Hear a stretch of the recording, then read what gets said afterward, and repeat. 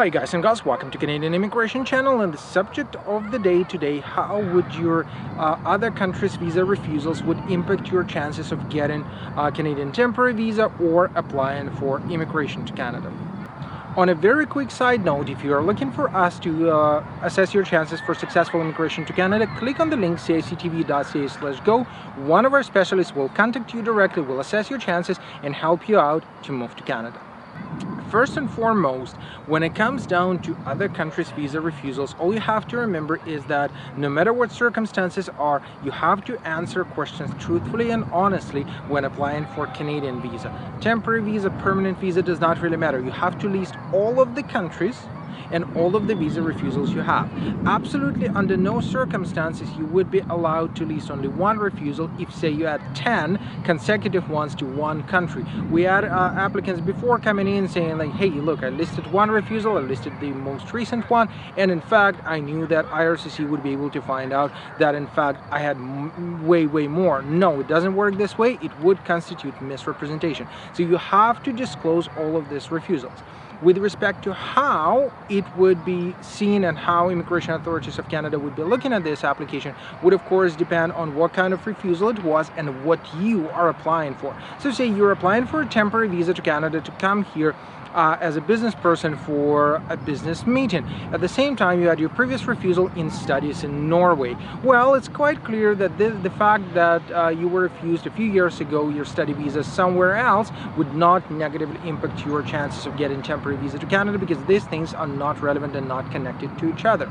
At the same time, if you were refused your study visa 5 times in different countries in the world and now you're applying to Canada as another alternative, Canadian authorities would have this question mark right on your application why in the first place you were refused study visas in other countries. That does not necessarily mean that your study visa will be rejected automatically, but of course it will be taken into consideration.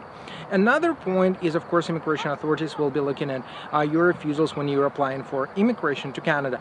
Though if those refusals have absolutely nothing to do with your criminality, they have absolutely nothing to do with you breaching the law, in fact they would not negatively impact your immigration application unless you forget, quote unquote, right, to disclose those refusals. So make sure that you remember what it was, make sure that you will be able to list all of those refusals, and remember the fact that there are just a few lines to explain yourself in immigration forms does not constitute the fact that you should list only those which will fit in those lines, right?